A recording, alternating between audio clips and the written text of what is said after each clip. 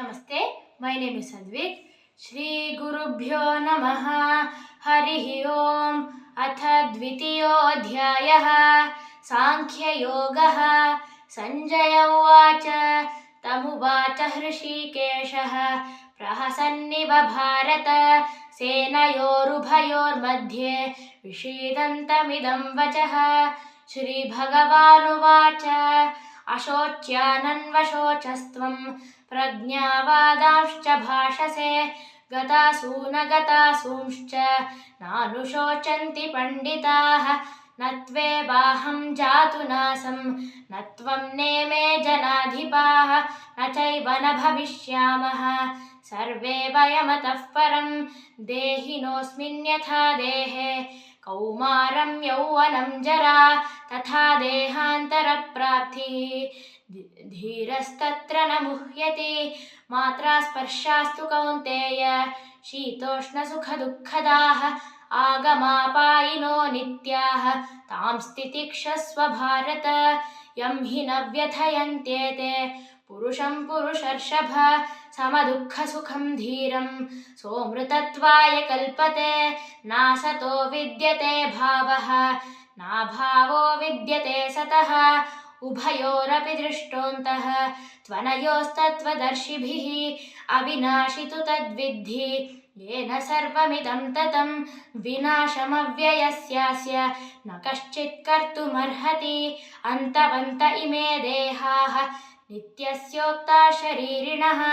अनाशिनो प्रमेयस्य तस्माद्युध्यस्व भारत य एनं वेत्ति हन्तारं यश्चैनं मन्यते हतम् उभौ तौ न विजानीतः नायं हन्ति न हन्यते न जायते म्रियते वा कदाचिन् नायं भूत्वा भविता वा न भूयः अजो नित्यः शाश्वतोऽयं पुराणः न हन्यते हन्यमाने शरीरे वेदा विनाशिनं नित्यं य एनमजमव्ययं कथं स पुरुषः पार्थ कं घातयति हन्तिकं वासांसि जीर्णानि यथा विहाय नवानि गृह्णाति नरोपराणि तथा शरीराणि विहाय जीर्णानि अन्यानि संयाति नवानि देहि नैनं छिन्दन्ति शस्त्राणि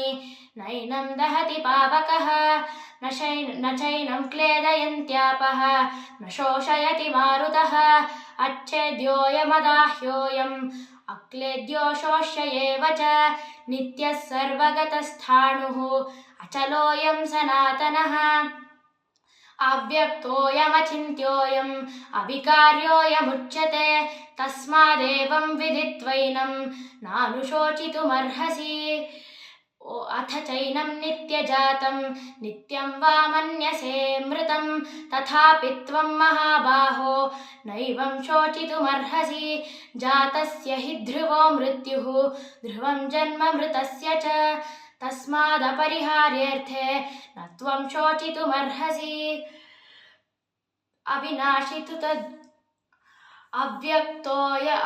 अव्यक्तादीनि भूतानि व्यक्तमध्यानि भारत अव्यक्तनिधनान्येव तत्र का परिदेवना आश्चर्यवत् पश्यति कश्चिदेनम् आश्चर्यवद्वदति तथैव चान्यः आश्चर्यवच्चैनमन्यः शृणोति श्रुत्वाप्येनं वेद न चैव कश्चित् देही नित्यमवध्योऽयं